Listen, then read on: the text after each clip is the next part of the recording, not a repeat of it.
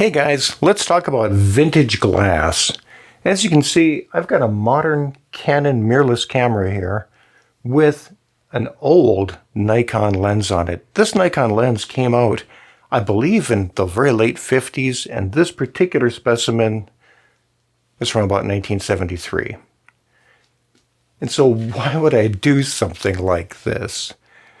What are the pros and cons of using vintage glass with your modern mirrorless or DSLR camera?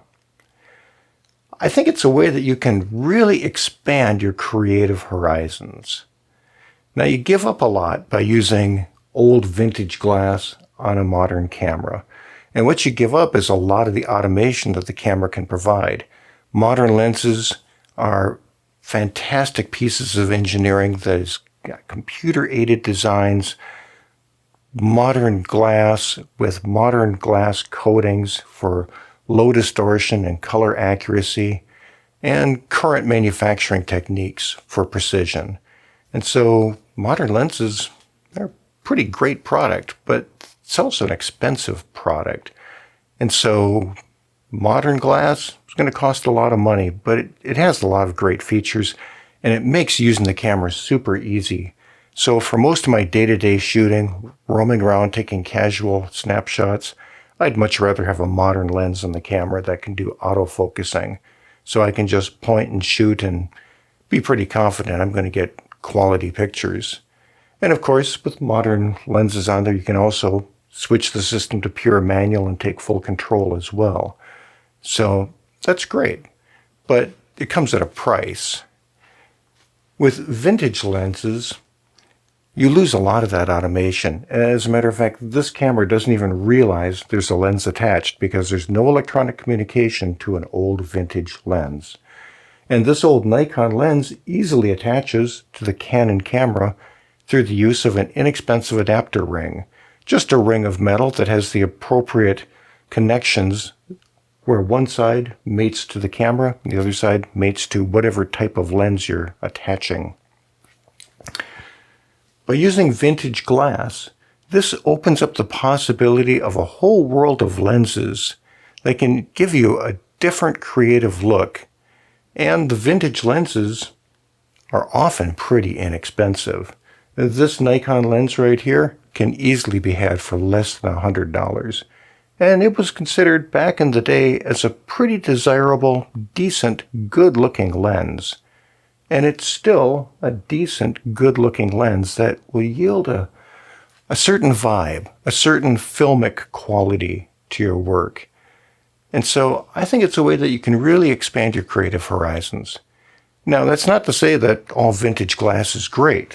For example, here I have a Pentax zoom lens that I picked up way back in the day.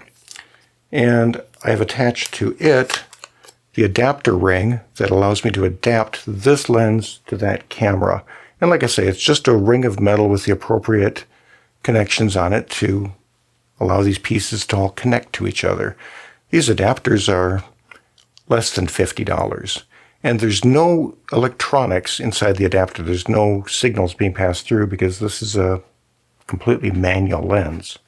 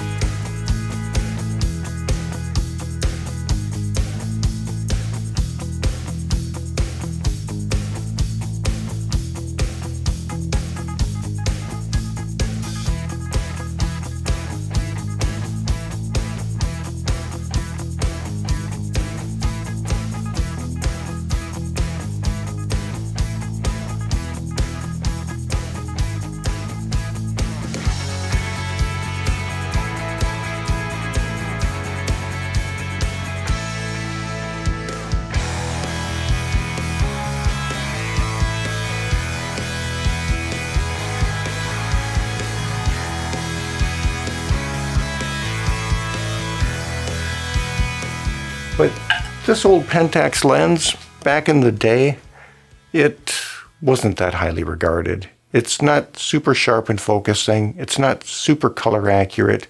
There's some color fringing that can happen, particularly at the extreme ends of the zoom.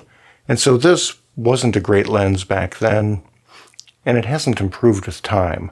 So even though I can now buy this lens on the used market for about $75, I don't think this particular lens is a good buy.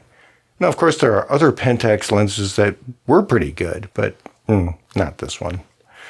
But this Nikon lens, that was a good lens.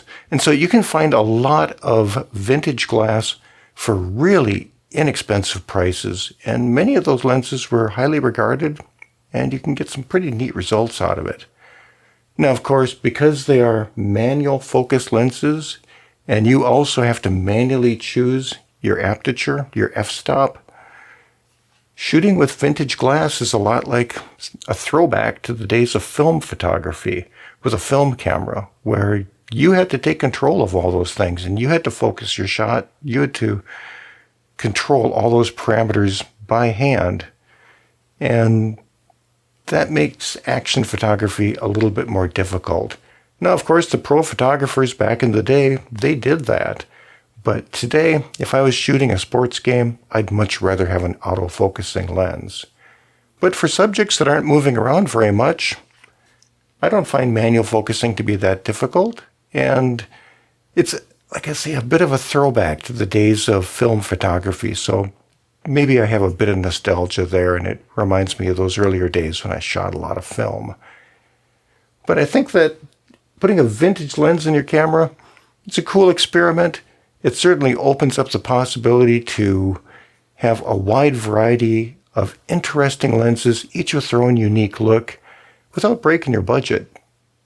So, like I say, for everyday photography, for roaming around on vacation and just taking snapshots, I certainly enjoy the automated features, the image stabilization, and all of the control that an automatic modern lens offers. But when I want to take control and really dig into the creative elements, vintage glass, I find it pretty interesting.